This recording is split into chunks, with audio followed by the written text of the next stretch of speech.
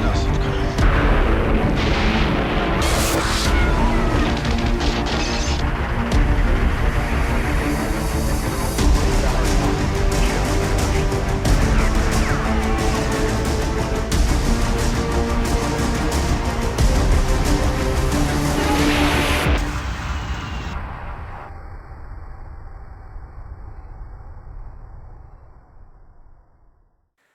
سڵاوتان لێبێت بینەرانی بەڕێز دیسان لە خزمەتتانین بۆ پێشکەشکردنی بەرنمەیەکی دیکە لە بەرنمەکانی کورد لە سینەمای ئێراندا. لە بەرنمەی پێشوودا باسمان لە فیلمی چێ بەرهەمی ئیبراهیمی حاتەمی کیا کردو لە هەندێک ڕەهەندەوە قسەمان لەسەر کرد. گرنگترین خاڵێکە لە بەرنمەی پێشوودا قسەمان لەسەری کرد باسی زمان و دیالۆگ بوو. وتمان کە حاتەمی کیا بۆ شێواندنی زمانی کوردی هاتووە لە دیالۆکەکاندا و لە یەک ڕستەدا زاراوەی سۆرانی و زمانی هەورامی و فارسی تێکەڵ کردووە. نمونەیەکیش کە هاوردە بوومانەوە ئەم دیالۆگە بوو کە پیاوێکی پیر بە نەزیب کە چەمران و فەلاحی دەبات بۆ مەقڕی پاسارەکان دەڵێت ئینە کینە دۆمبالە خۆدت ڕانداختی. دەبینین کە لەم دیالۆگەدا کە ڕستەیەکە زمانی هەورامی و فارسی تێکەڵ کراوە. خاڵێکی دیکە کە لە بەرنمەی پێشوودا لەسەر زمانەوانی باسمان لێکردەوە بوو کە حاتەمی کیا لە ژێرنووسکردن بۆ دیالۆگە کوردیەکان کەڵکوەرناگرێت بۆ ئەوەی کە بڵێت زمانی کوردی زمانێکی سربەخۆ نییە و لەقێکە لە زمانی فارسی بۆیە ئەکتەرە فارسەکان بە ئاسانی لە وشە کوردیەکان کە لە دیالۆگەکاندا دێن تێدەگەن و هیچ کێشەیەکیان نییە. بینەرانی بەڕێز لە چوارەمین بەرنمەی کورد لە سینەمای ئێراندا لە هەندێک ڕەهەندی دیکەوە فیلمی چێ بەرهەمی ئیبراهیمی حاتەمی کیا لێک دەدەینەوە.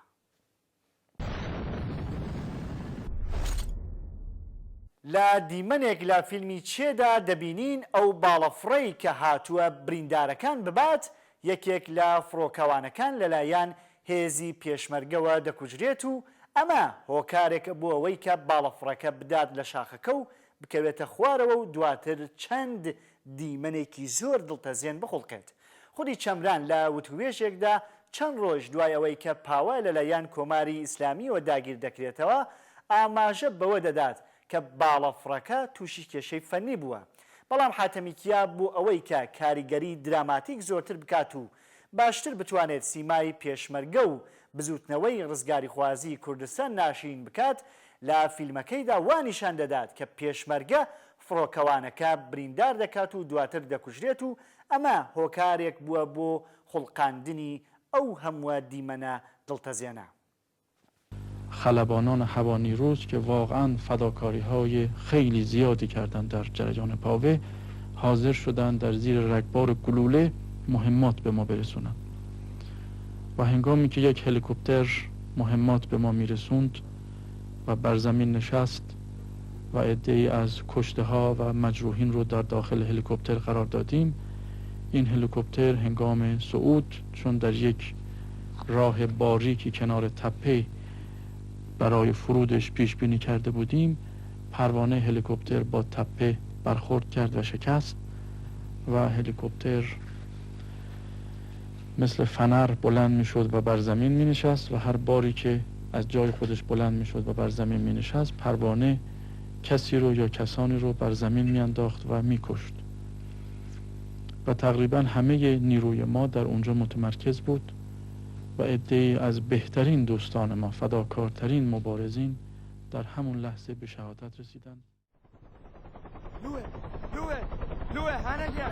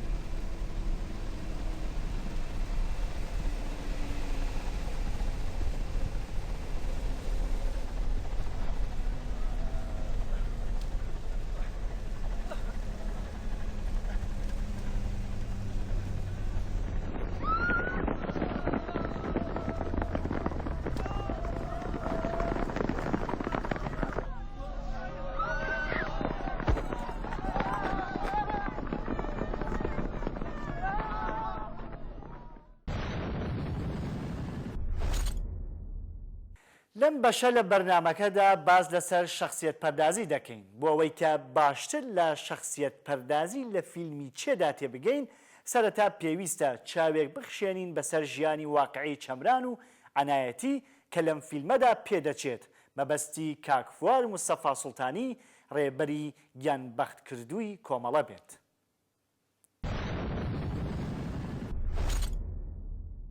بۆ هەر تاکێکی کورد کاتێک باس لە کەسایەتی کاک فواد دەکرێت لە ڕاستیە بەبیرهێنەرەوەی کۆمەڵێک ئەکت و ئەمەڵی سیاسی کۆمەڵایەتیەکە لە کاک فواد وەشاوەتەوە و جۆرێک شەخسیەتی کاک فواد لەو ئەکتانە ڕەنگی داوەتەوە وا دەکا کە ناسنامەی کاک فوادە بۆ وێنە فوادی مستەفا سوڵتانی کە خەڵکی گوندێکی لای مەریوانە بە ناوی ئاڵمانە دەبێ بە خوێندنەوە دەبێ بە مهندسی بەرق و دوای ئەوەی ماوەیەک لە مەریوان خەریکی خزمەتکردن ئەبێت پاشان لە چەند شوێنی تر وەکو مهندسی بەرقکارەکات بەڵام لە هەموو ئەو شوێنانەدا کە کاری کردووە و بەپێی ئەو ڕەوایەتانەی کە گەڕاوەتەوە ئەو نووسراوانەی کە لەسەر کاک فواد هەیە و هەموو لەگەڵ دۆستان و ناسراوانی کاک فوادە کە قسە ئەەکەیت ئەوەی هەیە کاک فواد پەیوەندیەکی نزیک و نەپچراوی بووە لەگەڵ خەڵکا و ئەم پەیوەندیە نزیک و نەپچراوە ئەکا بۆیەنە ئەو وەختەی کە کاک فواد دەکەوێتە زیندانەوە ڕێکخەری یەکێک لە گەورەترین مانگرتنەکانی زیندانی شاری سنەیە کە چەند ڕۆژی خایاندووە وای کرد کە خەڵکیش کەوتنەتەک ئەم مانگرتنەوە سەرنجام ڕژیم چۆکی دادا ڕژیمی پاشایەتی یان ئەو وەختەی کە کاک فواد لە زیندان ئازا دەبێت خەڵکێکی زۆر دەچنە پێشوازیەوە فواد وەکو قارەمانێکی خۆیان وەکو کەسێک کە لە خۆیانەوە لە جنسی خۆیانە پێشوازی لێەکەن لە زیندانەوە تا ئەیگەێنەوە مەریوان و دواتر ئاڵمانە ئەمە لەلایەکۆ ئەو کاتێک کە فواد دوای ڕوخانی ڕژیمی پاشایەتی هەر بە ڕۆژ و بە مانگ دوای ئەوە کە فواد پرۆژەی درست دەستپێکردنی دەبێ بە خاوەنی فکرەی پرۆژەی دەستپێکردنی یەکێتی جوتیاران لە مەریوان ئێمە ئەبینین زۆر زوو لەگەڵ کاک فواد بە هاوکاری کۆمەڵێک خەڵک لەوانە بۆیەنە شەید ئەتا ڕۆستەمی و ئەو کەسانەی کە بە دەوری کاک فوادەوە بوون بڕەنگە براکانی خۆی وە زۆر کەسی تر ئەتوانن خەڵک مۆبیلیزە بکەن خەڵک بە سیج بکەن دژ بە سیستەمی دەرەبەگایەتی ئەو کاتەوە دژ بە سیستەمی مالکەکان و سەرنجام ئەم هێزە دەبێ بە هێزێکی چەکدار لە بزوتنەوەی شۆڕژگەڕانەی کوردستانە یان ئەو ئەمە شخصیەتێکی فوادەکە و واقعی کۆمەلگای خۆی بینیوە لەگەڵ کۆمەلگا بووە ئازارەکانی کۆمەلگای ناسیوە و بەردەوام جۆرێک ڕوانینی بووە بۆ داهاتوش تۆ حسابکە وەختێک کە هەمووان باسییان لە سەرکەوتنی ئەزمموی یەکەتی جوتیارانە کرد هەمووان لایەن وایە کە دەبێ ئەزمموی یەکەتی جوتیاران کە لە مەریوان ئەزممونێکی سەرکەوتوو بووە بێت و لە شارەکانی تر تاقی بکرێتەوە کاک فواد لە سوخڕانیەکەیدا لە سەقز ئەڵێ ئەزمموی یەکێتی جوتیاران ئەزممونێکە تەواو بوو ئێمە دەبێ خۆمان بۆ قۆناغێکی تر ئامادە بکەین یانی جۆرێک ئاین دەبینی کە لە فوادی مستەفا سوڵتانیە هەیە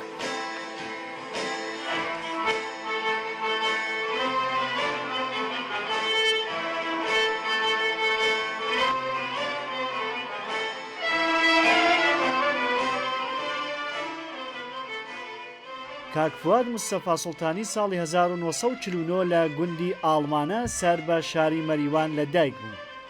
ساڵی 1968 چووە زانکۆی سەنعەتی شەریف لە تاران و لە بواری کارەبا دەستی با خوێندن کرد. هەر لەویەوە چالاکیە سیاسیەکانی دەست پێ کرد.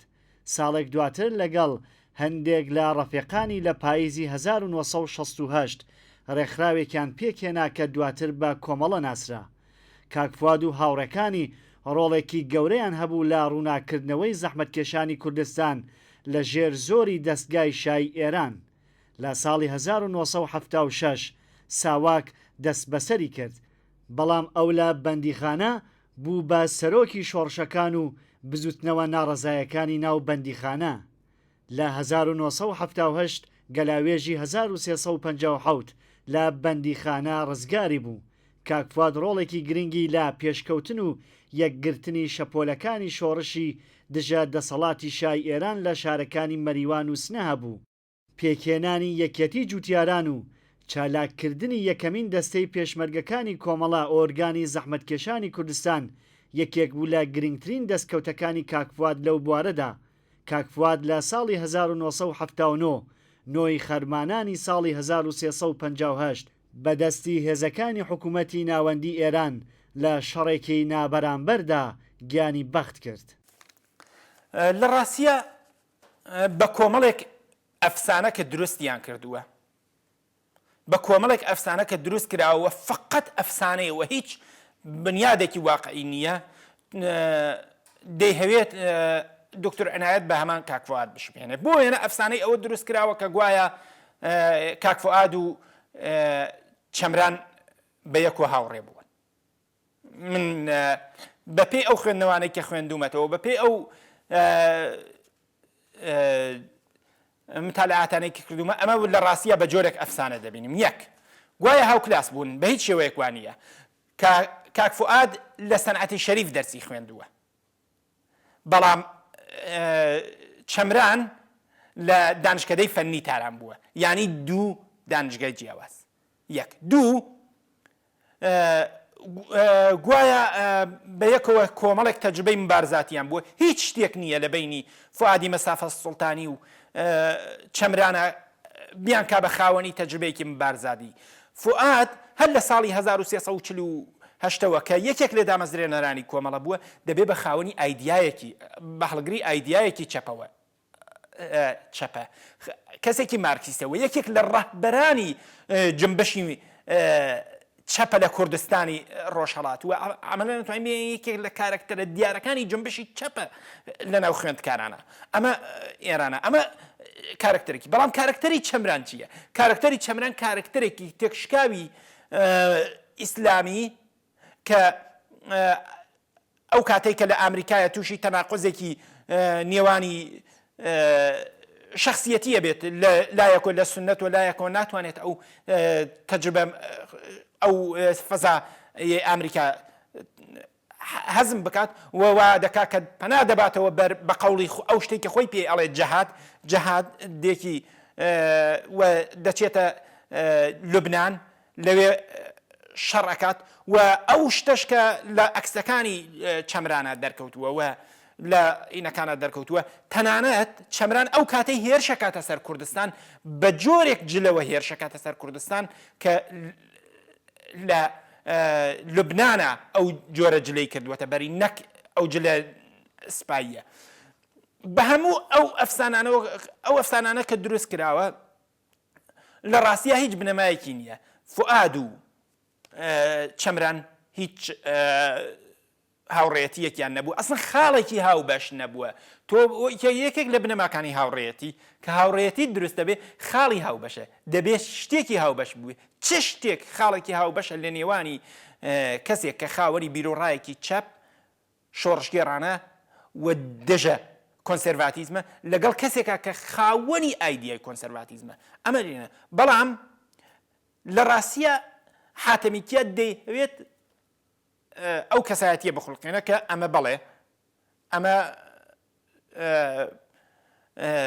فوادی مستەفا سوڵتانیە دکتۆر عنایەت و بە شێوەیەک ناوی مەبە باسی بکە و ناوی مەبە ئێڵێت، بەڵام کۆمەڵێک درۆشی تایە. یەکەم، فوادی مستەفا سوڵتانی هیچ کەس نەچۆتە ئەمریکا، بەڵام چەمران ئەڵێ لە ئەمریکا وا بووین. دوو، فوادی مستەفا سوڵتانی هیچ کات زەواجی نەکردبوو، ژیانی هاوسەرەتی پێک نێناوە. بەڵام لەو فیلمە دکتۆر عنایەت ژنی هێناوە 2 مناڵی هەیە لە مناڵەکانی جیابووەتەوە ئێستا ئەڵەیە من بیر لە پێکەنانی ژیانی هاوسەرەتی ناکەمەوە بیر لە مژن و مناڵەکەشم ناکەمەوە نەوەک بیر لە مبارزە بکەمەوە ئەنجامی بیر لە مزاکرە لەگەڵ تۆ بکەمەوە ئەنجامی مزاکرە شکست بێت ئەمە ئینەکەی بەڵام ئایا شخصیەتی دکتۆر عنایەت تا چەند نزیکە بە شخصیەتی فواد یەک خاڵی هاوبەش کە ڕەنگە لەو فیلمەدا وەکو یەک کەلیمە ئەتوانی باشی بکە ئەوشەوەی هەردووکیان باوەڕێکی مارکسیستیانەیە هەردووکیان ئەڵێن مارکسیستین بەڵام هیچ شخصیەتێ هیچ خاڵێکی هاوبەش نییە فواد کەسێکی کۆمەڵایەتی بووە کەسێک بووە کە لەگەڵ کۆمەلگا بووە فواد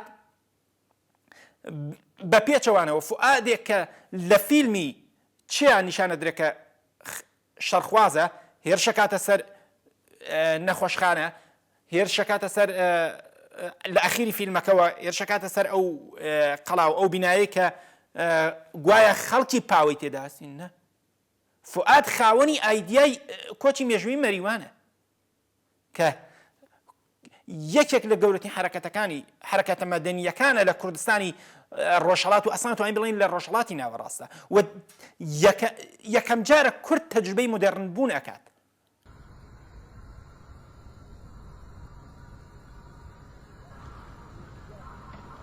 این لشکرکشی برای مردم شهره؟ نمیدانم فقط خواهش میکنم توی مذاکرات به مردم بیپناه شهر فکر کنید نه خواستای حکومتی مرکزی خواهش میکنم دنیا با این وسعتش خیلی کوچیکه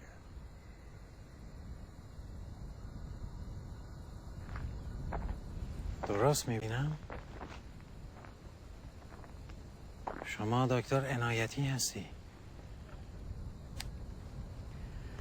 بله پیرمرد تو الان داری با دکتر عنایتی حرف میزنی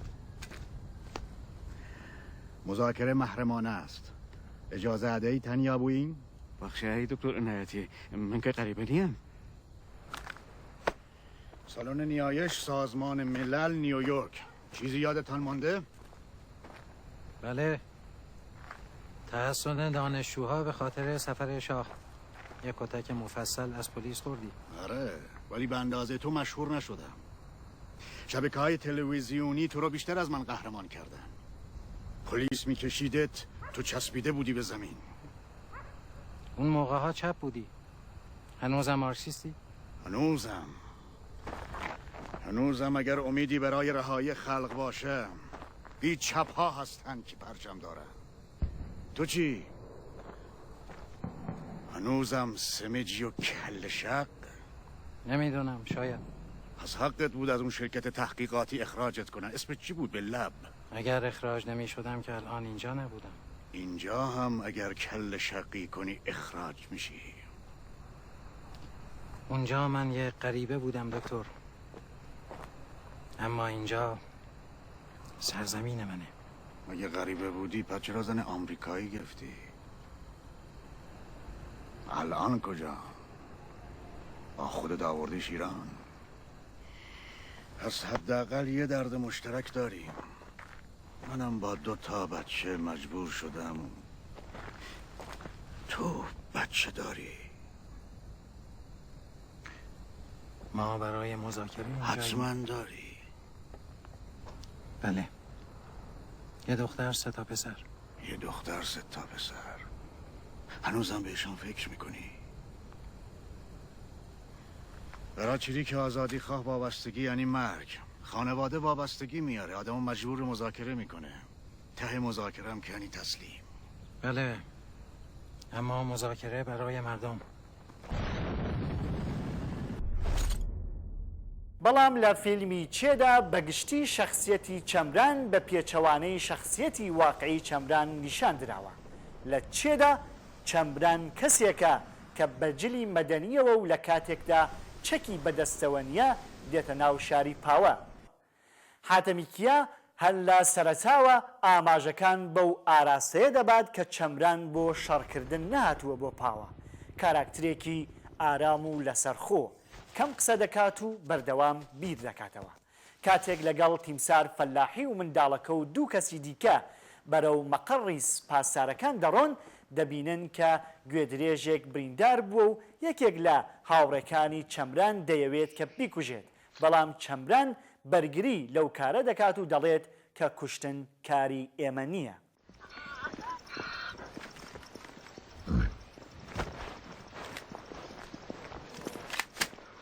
داری چیکار میکنی معلوم است؟ مردنیه داره زجر میکشه. میخوام خلاصش کنم. اگه تو خلقش کردی حق داری جونشم بگیری. مگه تو خلقش کردی؟ دکتر گناه داره. خب نجاتش بده. کشتن کار ما نیست نادر جان.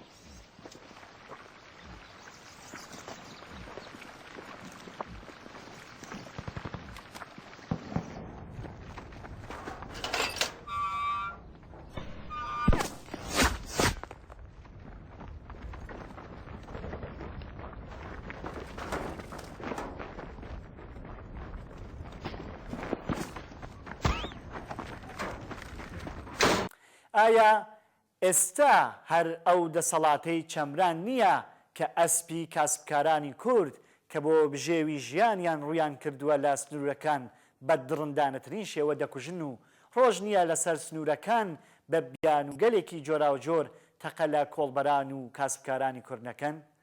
چەمران شەخسیەتێکە کە گوڵ لەسەر چەکەکەی سیروان دادەنێت بەردەوام لە بیری خەڵکدا و هەوڵ بۆ ڕزگارکردنی خەڵکی پاوە دەدات.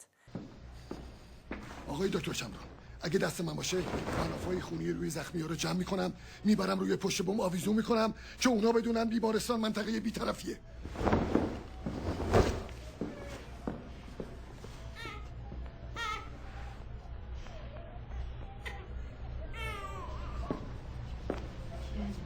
من یه پیشنهاد دارم. به خون شهدا من یه قدم از اینجا عقب نمیکشم. چند تا نیرو میخوایم تا برگردم به همون جایی که آقا سیروان بوده. ولی تا حالا تپه دستشان افتاده. یعنی تو مسیر بیمارستان هیچ جایی نیست بشه جلوشون وایستاد؟ نمیدانم والله. فقط یه پلی هست که شاید بشه یکم جلوشانه بگیریم. خوبه. 5 تا نیروی داوطلب میخوایم. 5 تا داوطلب که بدونن عقب نشینی معنا نداره.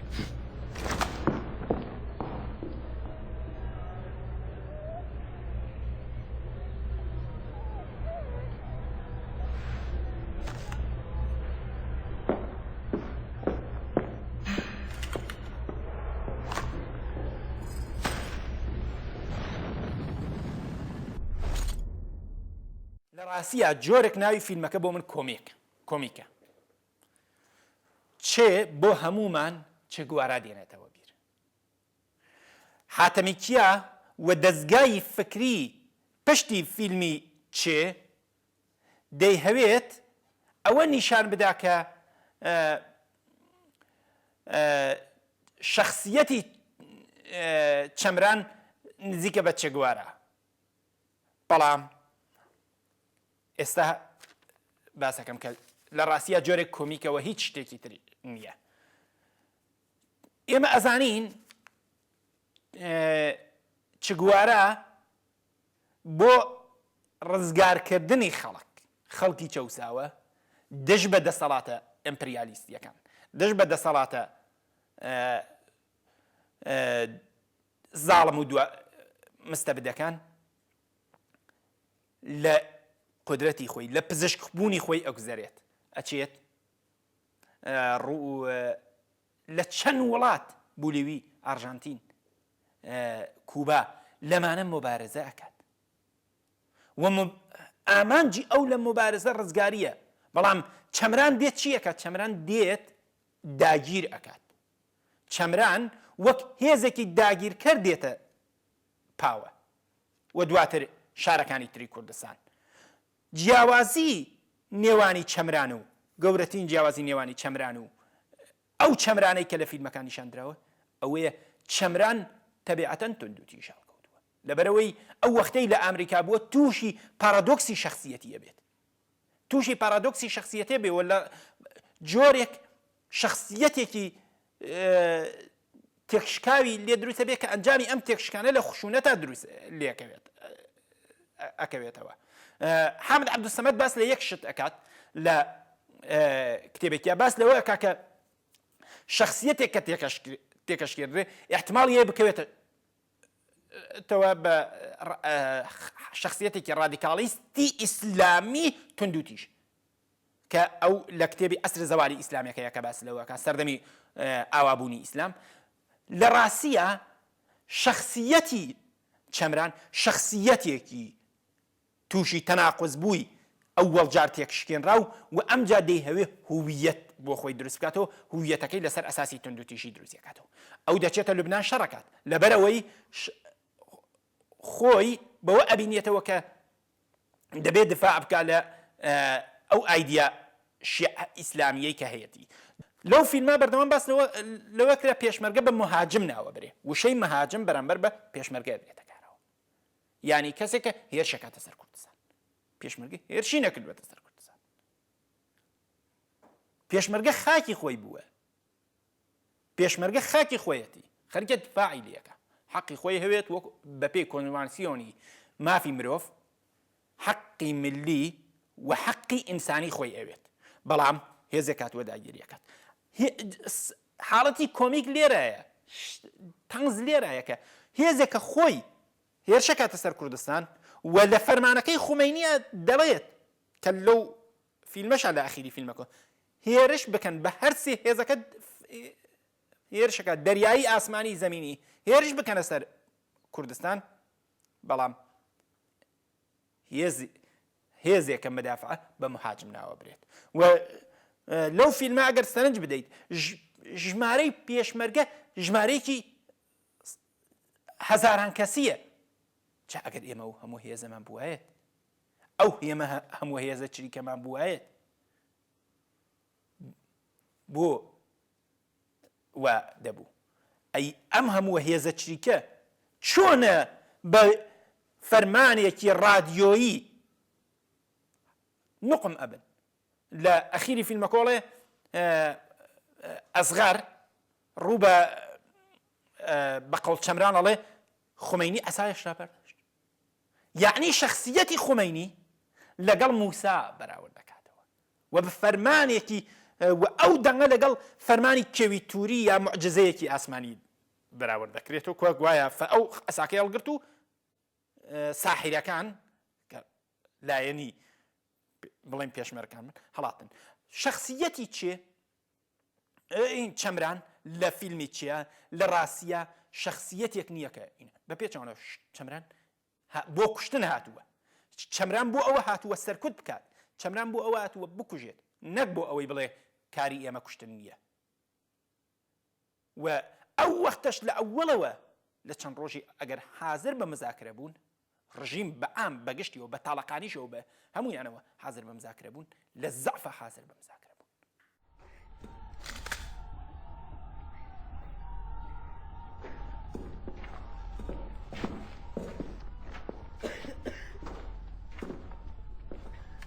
حسن آقا دکتر کجاست؟ همینجا هم هست جان رفتن دکتر رفتن؟ فرار کردن چرا؟ چون خمینی اساشو بلند کرده رادیو ضبطش کردم بسم الله الرحمن الرحیم از اطراف ایران گروه‌های مختلف ارتش و پاسداران و مردم غیرتمند تقاضا کردند که من دستور بدهم به سوی پاوه رفته و قاعده را ختم کنند. کاتێکە شەڕی پێشمەرگە و پاسدارەکان دەگاتە لووتکە چەمران دەڕواتە نێو ماشینی دکتۆر عنایەتی و لە کاتێکدا کە دەتوانێت بە ئاسانی عنایەتی بکوژێت ئەو کارە ناکات و دیسان حاتەمیکیا ئەوە دووپات دەکاتەوە کە چەمران بۆ شەڕکردن نەهاتووە بۆ پاوە و وەکو بڵێ کە دیسان مەجالێکی دیکە دەدات بە عنایەتی بۆ ئاشتیکردن و دانوستان. خب دکتر من شروع کردم حالا نوبت توه بزن خلاصم کن چه فرقی میکنه که من شاهد این سقوط باشم یا تو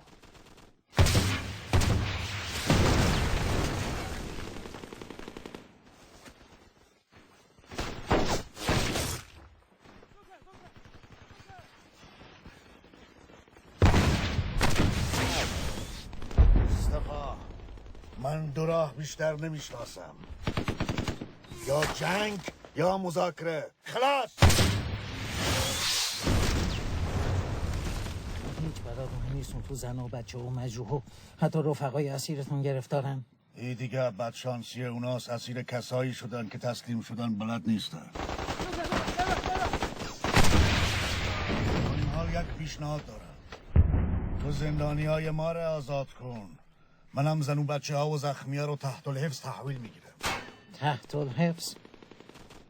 فقط در عرض چند ساعت حمله به یه بیمارستان پر از مجروح و هلیکوپتر امداد؟ چجوری باورت کنم دکتر؟ چه باور کنی چه نکنی، فرمان ای قطار دیگه دست هیچ کس نیست.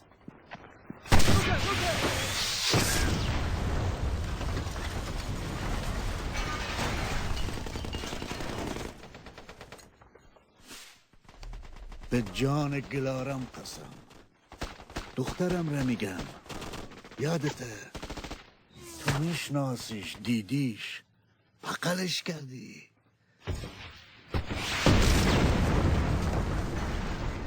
مصطفی، تو رفیقام آزاد کن، منم قول میدم نذارم یک تار مو از سر زن و بچه ها و مجروح ها کم بشه.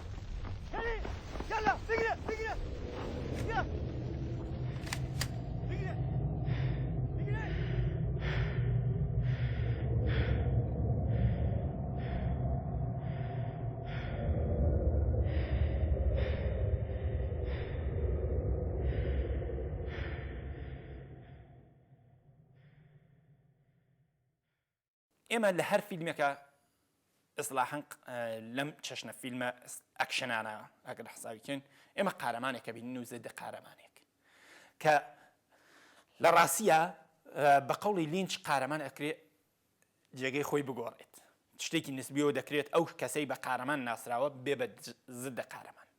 لە ڕوانگەی حاتەمی کیاوە چەمران قارەمانە، بەڵام لەلایەنی منی بینەرەوە لەبەرەوەی ئەرزشەکانی من جیاوازە زەدە قارەمانە، لەبەرەوەی هاتووە سەرکوت بکات و دەستگا کەسی هێزی پشت چەمران کە خومەینیە هەمان ئەو زەدە قارەمانەیە و هێزێکە لە هەیە و دکتۆر عنایەت یا بڵێن کاک فواد پشتمێنەکە بەلای منەوە قارەمان، هەرچەند من ئەو شەخسیەتەی کە لە فیلمی چیا هەیە لە عنایەت نیشاندراوە لەگەڵ هیچ شەخسیەتێکی مۆبارەزاتی کوردان نایەتەوە، هیچ کەم لە ڕەهبەرانی کورد نەک فوادی مەسەفە سوڵتانی، هیچ کام لە ڕەهبەرانی کورد لەگەڵ شەخسیەتی عنایەتای هەمخانیان نییە و نەبوونی ناشارەزابوون لە ئەو فیلمە بەتەواتی دەرەکەوێت. بمورێزام کاتەکە کەمە بەڵام یەک نوکتە ئەمەوێ ئاماژە بکەم، ئەویش ئەوەیە لە دروشمەکانی پشتی ئەو فیلمە دروشمی مارکسیستین ئاڵای کۆمەڵاڵ کراوە، بەڵام نائاشنابوونی کارێک دەرهێنەری ئەو فیلمە تەنانەت بە تحقیقی خۆیشی نەکردووە فیلمێک دروست کاکە باوەڕپەزیر بێ بۆ منی بینێت، چون یەکێک لە ئێلەمانەکانی شخصیت پەردازی دەبێت ئەوەیە کە شخصیەتێک کە دروستەکەی باوەڕپەزیر بێت. ڕەهبەرێکە نیشانیەدا قاسم لووە.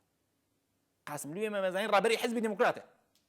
چۆنە کەسێک کە ئاگاداری ڕەوتێکی تاریخی لە جۆغرافیایەکی تاریخیان نییە دێت فیلمێک دروست دەکات و ئەم فیلمە لە ڕاستیە من لام وایە هیچ زەرێکی بۆ سەر جنبشی کوردستان نییە، بەو مانایەیە کە قودرەتی باوەڕپەزیری لەلای هیچ کەس دروست ناکات و هیچ کەس ناتوانێت باوەڕ بەم چەشنە شەخسیەتانە بکات. زانیاری عمرانی لە وتارێکدا لەسەر شەخسیەت پەردازی کە لە فەیسبوک بڵاوی کردووەتەوە نووسیویە فیلمی چێ لەسەر لووسەی ڕوبەڕووبوونەوەی قارەمان ناقارەمان و بەرانبەرکەی ئەم دوانە لە زەمنێکی تایبەتی مێژوویدا ڕاوەستاوە. چاک و ناچاک لە هەمبەر یەکدا قوت دەبنەوە، باشەکە هەوڵ دەدات ناباشەکە و ئاگا بێنێتەوە، ناچاکەکە لاساری دەکات و چاکەکە ناچار دەبێت بە هەمان زمانی ناچاک کۆتایی بە ئاژاوەکە بهێنێت. ئەمە لۆژیکی سەرەکی فیلمی چێ لە دەرهێنانی ئیبراهیمی حاتەمیکیایە کە پەرژاوەتە سەر حزوری دوو ڕۆژەی مستەفا چەمران لە شاری پاوە. ئەوەیش لە گەرمەی شەڕی نێوان پاسدارەکانی کۆماری ئیسلامی ئێران و پێشمەرگەکانی ڕۆژهەڵاتی کوردستان. لە هەمان دەستپێکدا بە ناودێرکردنی تێکەڵچوونەکانی پاوە بە ئاژاوە دەرهێنەری فیلمەکە ڕێگەی خۆی لە دووڕیانی قەتیسی چاکە و ناچاکەدا دەبینێتەوە و زەمینە بۆ تێڕامانێکی یەکلایانە و دەمارگرژانە خۆش دەکات. داڕشتنی کەسایەتیەکانی فیلمەکەش بە هەمان ئاراستەدا ڕۆیشتووە.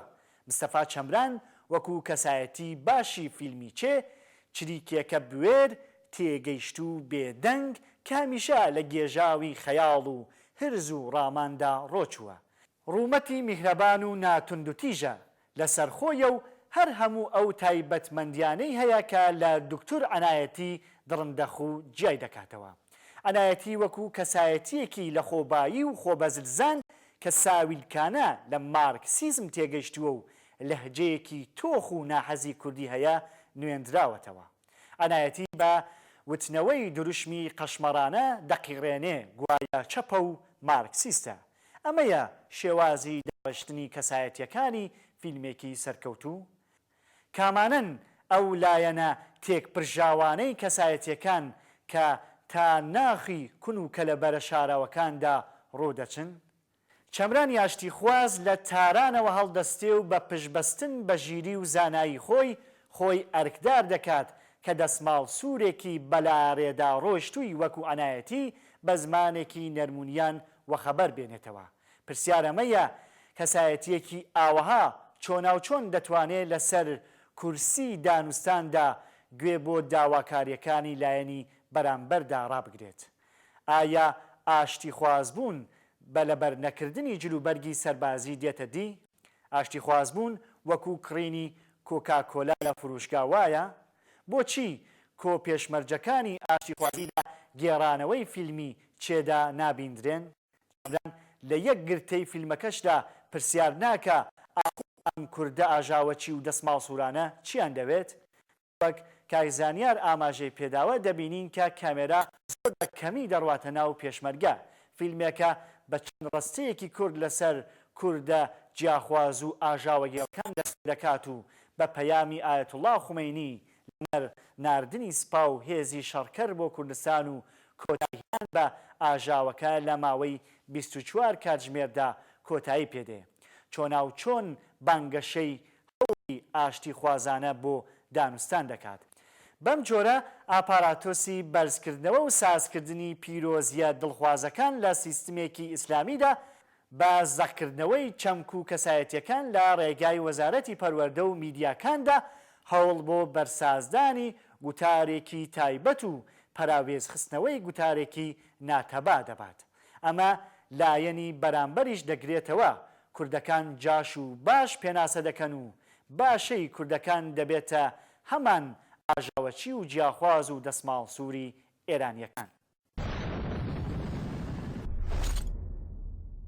ژن لە فیلمی چێدا کەسانێکن کە وەکو شەرەف و ناموسی پیاوان دەبێت بپارێزرێن. ژنان لەم فیلمەدا بەردەوام شیوەن دەگێڕن بۆ کوڕەکانیان و هانایی دڵپڕلەقین و نەفرەت بەردەوام لە هەوڵی ئەوەدایە کە سیروان لە شەڕکردن پەشیمان بکاتەوە. وا هەست دەکەیت کە شەیتانە و دەیەوێت سیروان بە لاڕێدا ببات. هەروەک لە پەیجی بەرنامەی کورد لە سینەمای ئێراندا ڕامانگەاند بوو کە ئێوە بەڕێزانیش دەتوانن بە کامنتی خۆتان بەشداری بکەن لە بەرنامەکەدا. کای دڵشادی خزری ئاماژەیەکی دروستی داوە وتوێتی کە سیروان لەم فیلمەشدا ژنان بە سوک چاولێ دەکات و لیباسی ژنان وەکو هێمای سەرشۆڕی لەلایەن سیروانەوە دەبێت.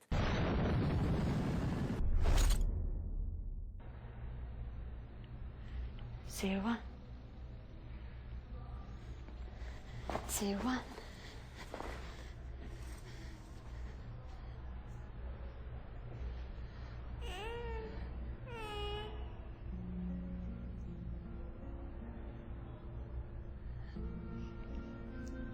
گیرش هنه گیرش. تو زخمی نیا. هنه تو بابنی، پدری. ما خیلی صبر ما کرد خواهیم بچه را به ما بده. هانه بیتم امرو خانه کرو تو وظیفه انجام دن آنهایی بلن که ظالمن. میخوای کنارو منو؟ میخوای؟ آره. دیگه برو لباسی جنانم پیجور کرن.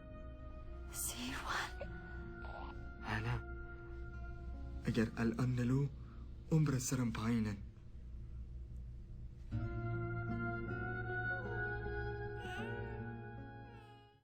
هەروەها چاوەڕوانی ئەوە دەکەین کە ڕەخنە و پێشنیارەکانی خۆتان بنووسن بۆ ئێمە تاکو و بەرنامەی کورد لە سینەمای ئێراندا کە هەوڵێکە بۆ ئاگادارکردنەوە و لێکدانەوەی هەموو ئەو فیلمانەی کە لەسەر کورد بەرهەماتون دەوڵەمەندتر بێت. خۆشەویستان گەیشتینە کۆتایی بەرنامەی چوارەمی کورد لە سینەمای ئێراندا. لە بەرنامەی پێنجەمیشدا دیسان فیلمی چێ بەرهەمی ئیبراهیمی حاتەمیکیە لێک دەدەینەوە تا بەرنامەیەکی دیکە ماڵەوە.